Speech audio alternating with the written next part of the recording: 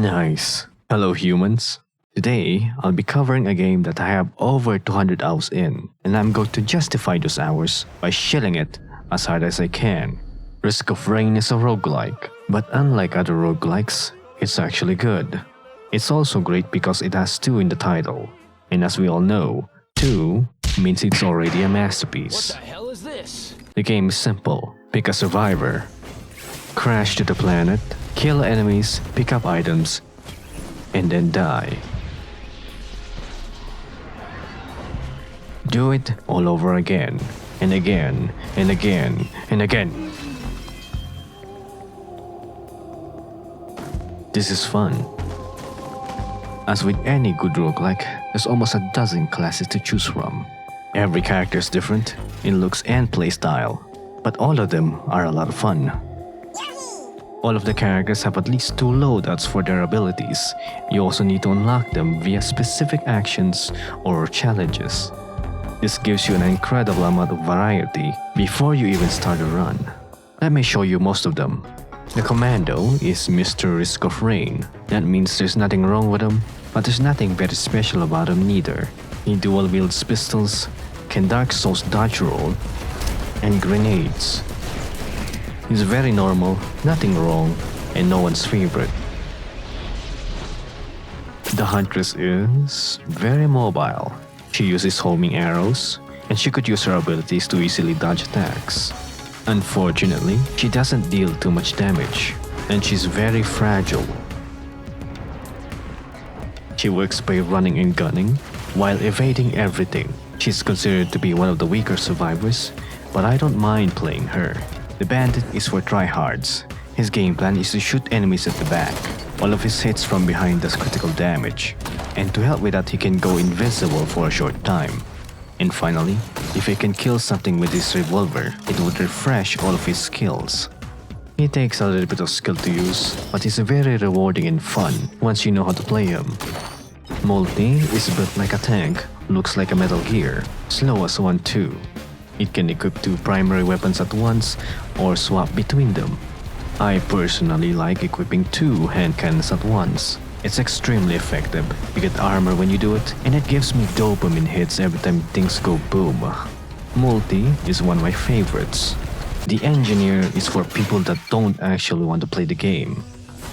They put up their turrets, put up the shields, and just wait for things to die. There's also one item that benefits him more than any other. Ah, there it is. I pick him up when I want to be lazy and be a fun guy. The Artificer is similar to the Engineer. That is to say, she doesn't do much but float around in the air. She does damage by throwing balls of lightning, casting walls of ice, or just throwing fireballs. There's a reason why she's also called the Mage. She's a very relaxing character to play as. The Mercenary is the designated character for weebs.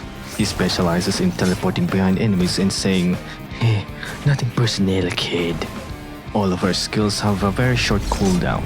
They would also inflict a special status ailments on enemies. And when those enemies get hit, the status disappears and the cooldowns of her skills are reduced by a second, meaning she can do it all over again. There's a skill floor when you're playing as the Mercenary, but she's incredibly fun once you know what you're doing. Rex is for people that don't need to know what they're doing, because they're just a potted plant. He uses HP for damage and gains HP from doing damage. He has great moves for crowd control, but he's not a very mobile character. Speaking of mobility, the Loader is the most mobile character in the game, not because of her walking speed, but because of her punch. You charge up her fists, use your grappling hook to grab something, and as you go to the apex of your swing, do I even need to tell you that she has armor when most survivors don't? Or she gains a barrier every time she gets a hit and is also immune to fall damage. He only does one thing, and that's punching things really, really hard. Acrid is just a dinosaur, and is purple, and spits poison. He's a melee-oriented survivor that has good crowd control, can leap tall buildings in a single bound, and do it twice. And finally, he's a cute lizard, and I love him. There's 2 extra survivors in the expansion, but I don't have the expansion. Why? Because I'm poor as fuck. And finally, the Captain. He doesn't have a lot going for him, but he can do the single most damaging attack in the game. You better be good at planning when you're playing as captain, because it takes 20 seconds for a gigantic piece of metal to fall from orbit that's going to deal 40,000% damage to both friends and foes in the area you pointed. So what about the story? Have you wondered why we dropped into the planet and started to kill the local inhabitants? Well, if you go by how the game tells the story, I don't fucking know. Risk of Rain 2 follows the Dark Souls way of storytelling. That is to say, find random notes on the ground and have YouTubers piece it together. For the sake of completeness, the story is that you detected a distress signal from the planet you are on now, and it came from the original crew of Risk of Rain 1. And then you go down to the planet on a rescue mission, but in truth, it's search and destroy. I may be wrong about that, but nobody plays this game for the story. They play it for the gameplay. The game is simple. Pick your survivor, make sure to play on Monsoon, click on ready, and then start killing. When you're playing, you'll find chests. To open them, you'll need gold. To get gold, you need to kill. Or, if you find one of these shrines, you can offer some of your blood. An increasing amount of blood. Opening these chests will give you an item, and these items are at the core of Risk of Rain 2. There's too many items, too many to explain, but as a rule of thumb, if it's glowing red, it means it's really, really good. It almost doesn't matter what items you get. The more items you get, the more powerful you are, and the more ridiculous your character looks. The one thing I like about the items is that each different one will decorate your character, and to me that's incredible. The game is telling you that if you have oodles amount of junk attached to your body, then it must mean that you are a demigod. It's not unusual for your character to be completely transformed at the end of your run. You can also awaken helpful drones, prey upon shrines for more items, and choose between 3 items, like a store. All of these incentivizes you to kill even more. But in the middle of the slaughter, you better be aware of how long you're taking. Because the longer you survived, the enemies get stronger, and the planet gets angrier. The bosses become normal enemies, and normal enemies get elite versions of themselves. And if you survive even longer, even the bosses will become elite. So try to find the teleport as fast as you can and move on to the next area.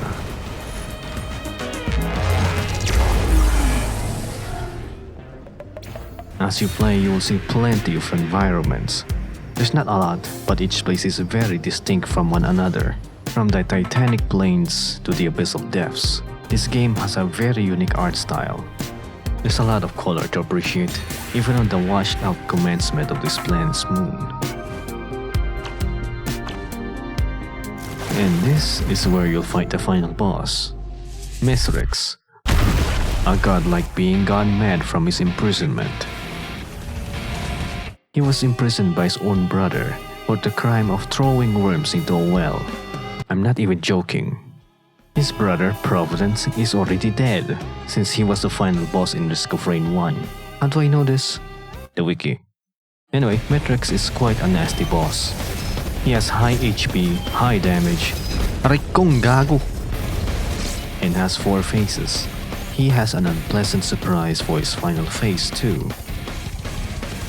It takes quite an effort to kill, but if you're overpowered enough, it should be simple.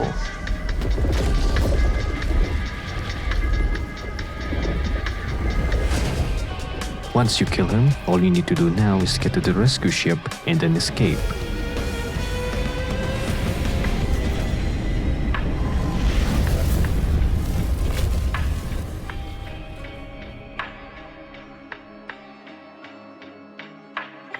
Now do it again, this time with artifacts. You can greatly change your run with the artifacts you have. There's too many to explain, but I will tell you the important ones, and the ones that I like. The artifact command lets you choose your items, meaning the game stops being a roguelike to being a power fantasy. You can become an infinite missile launcher that would kill everything around you, the very speedy goat. Even with the absolutely broken builds, you're still vulnerable from dying to bullshit. Oh my god! I personally like keeping things random myself. The artifact of sacrifice removes all chests, but the monsters drop the items instead. That means you can infinitely farm items for as long as you want and get as strong as you want, and then die because you didn't get the right items. Not because of skill issue. And those are the only important artifacts. Everything else is for flavor. The artifact of death is the truest test of friendship. It's a test because if one of you die, you all die. And you're going to know who exactly to blame. Oh my god! Oh, Manuel! Oh yeah, I forgot to mention that this game has multiplayer. Another benefit of having multiplayer is that you only need one person to have the expansion for you to enjoy it yourself, excluding the survivors.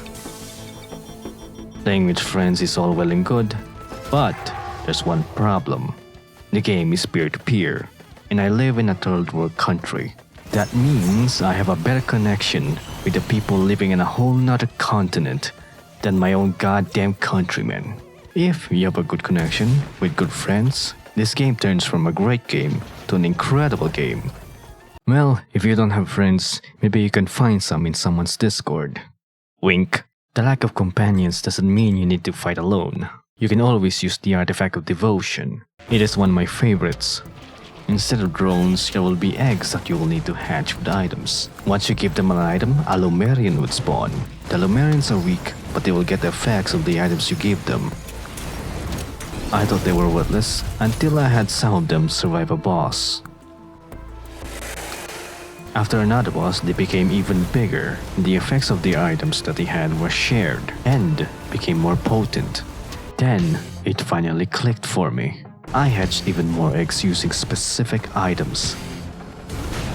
Soon, I had an army of large, unkillable lizards. We marched all the way to the final boss, and they easily took care of them for me. After many years, I finally get the appeal of Pokemon. If you'd like to become one of my gigantic murder lizards, you can try my Patreon. If not, you can join the Discord. There's a lot more artifacts to talk about, from a chess memory game to spawning relentless doppelgangs every 10 minutes. The artifacts don't necessarily completely change the game, but there's mods for that. Okay, time to address the elephant in the room. 99% of my footage were played with mods, and I don't regret it. Just like with every Bethesda game, Risk of Rain 2 is way more enjoyable with mods. Mods can change the game in small ways like making the default walk to run, or change things so much that it feels like a completely different game. When you truly feel overpowered, and you don't even understand what's going on anymore, you then just die suddenly. Oh my... Really? Is when you truly experienced Risk of Rain 2.